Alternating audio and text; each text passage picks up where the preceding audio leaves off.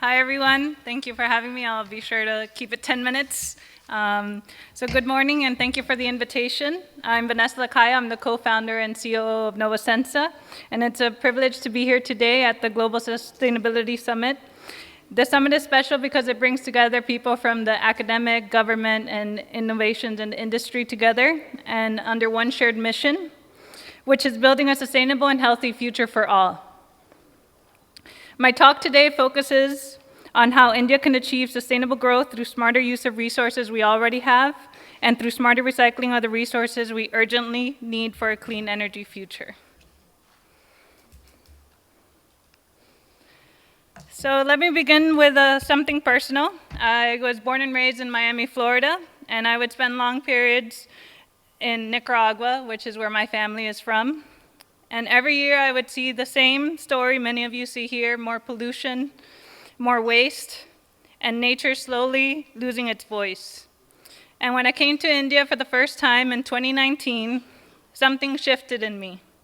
In my heart, I felt like I was coming home.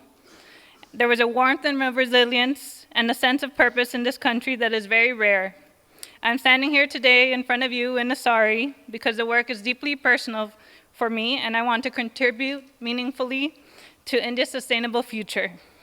My co-founder, Asim, grew up in Delhi, and he was surrounded by the Aravalli Hills, which a previous speaker has mentioned has almost completely decimated. But every year when he returned, he would see the skies turn grayer and the waste grow higher. So in 2022, we decided to do something about this and move from our comfort and our careers in New York City and come to India. And Novasensa was our response to a simple but powerful question: how do we protect what's left and regenerate what's lost?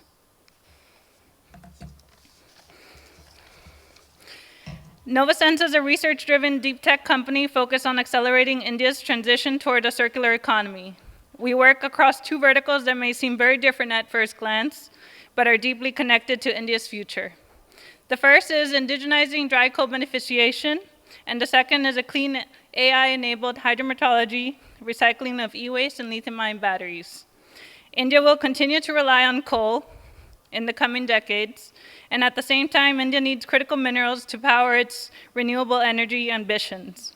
Both realities exist, and our technologies bridge this transition. Our leadership is global, and it reflects a blend of our global and local experience. I come from a background of scaling up startups, and Asim brings over a decade of strategy and execution through his 11+ years at Ernst & Young. We also have a chief technical advisor, Ian Wise, who runs his own hydrometallurgy plant in the US. And we're also proud to serve as an industry spoke for the Center of Excellence, IIT ISM Dhanbad, under the National Critical Mineral Mission. So let's begin with coal, because coal is not going away, and what must change is how we use it. So we did a comparison. We all look at China because we can see our future. So we looked at China back in 2000 and India today in 2024, and we can see a lot of parallels between these two countries at these different time frames. China in 2000 relied on coal for 77% of its energy, and India today relies on coal for 74%. China produced 1.38 billion tons of coal back in 2000, and we recently surpassed the 1 billion tons of coal produced. But the biggest difference is that China beneficiates today nearly 70% of its coal, while India only beneficiates 15%. And this gap is not just a technical issue. It affects the emissions, the plant efficiency, transportation costs, a lot of the health issues that a lot of the previous speaker mentioned, and overall energy security. So if we want to grow sustainably while continuing its development trajectory, the quality of the coal must be improved. So our solution is NovaX. It's a waterless AI-enabled X-ray sorting technology designed specifically for Indian coal. So as you can see, the coal enters through a vibrating screen. This is run-of-mine coal. You install it directly at the mine. Then it's spread into a uniform layer. Then a high-resolution X-ray transmission scans the coal, and this is 100 times less than the X-ray you use to scan your own body. And through the AI algorithm, it can identify what is coal and what is rejects. and at the end of the belt, you have a precision air jet that separates them in real time. So this is a completely dry process. It's installed at the mine. It is deployed in 2 to 3 months compared to washeries, which are currently used. As we know, India is a water-scarce country, so it's important that we beneficiate without water if the solution is available. So there's no sludge, no effluent, and it can reduce the ash content by 15 to 20%. And in real operations, these are some of what makes the technology unique. I won't go into it. These are 2 products that we're offering depending on the coal size. You can see the footprint is pretty small. So once you're done at one coal mine, you can pick it up, put it on a truck, and transport it to your next mine. And this is a real use case currently in operation in Indonesia. A lot of concerns here in India is that it's a lot of rainfall. How would it manage with the wet conditions? And this is a proven use case where it is working, and it did reduce the ash content by 20%. So let me now shift to the second half of our work, something even more critical for India's future, recycling e-waste and lithium-ion batteries. Again, we did a comparison of the energy consumption and the trajectory of where India is going to as we look at China for the future. And as you can see, as the world electrifies, critical minerals are becoming the new oil. Lithium, cobalt, nickel, copper, aluminum, these are the building blocks of renewable energy. So, but globally, less than 15% of e-waste is recycled scientifically, and India is the 3rd largest generator. So as we can see on the chart, most of the energy consumption, and now today, the most polluted cities are now in India. China was able to clean this up, and now we're on the trajectory to do the same. India is the 3rd largest generator of e-waste in the world, and by 2030, our e-waste volume could reach 6 to 9 million tons per year.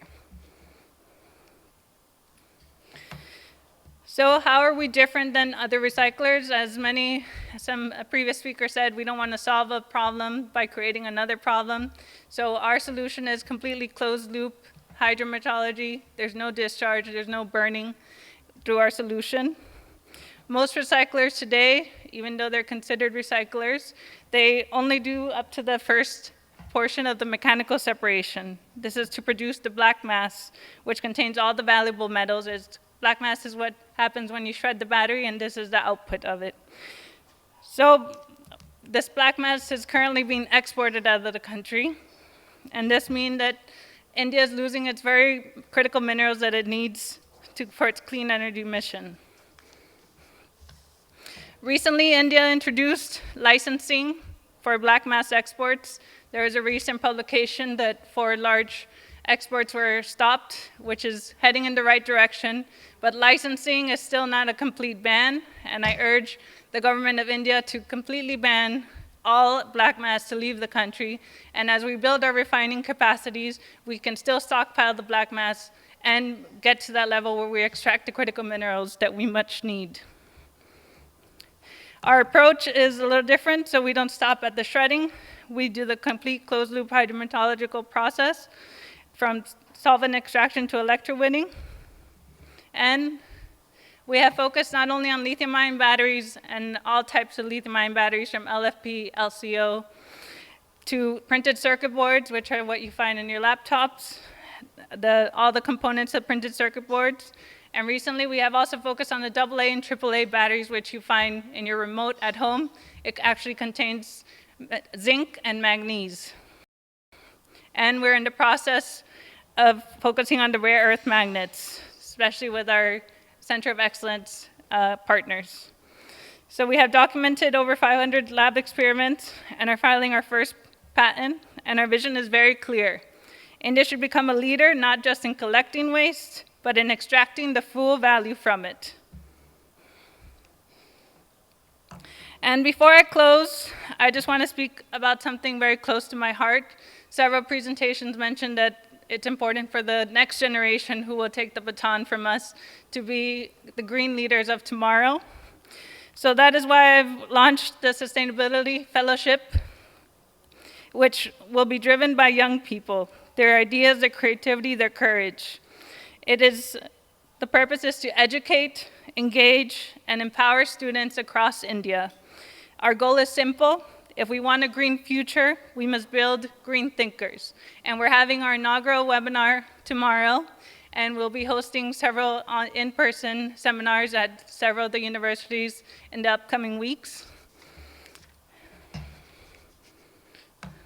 And in closing, India stands at a remarkable intersection. We're the fastest growing major economy. We're building the world's largest clean energy expansion. And we have the opportunity to build a circular economy that the world can learn from. At Novasensa, we believe that sustainability cannot be an afterthought. It must be engineered into how we extract, how we process, and how we recycle, and how we innovate.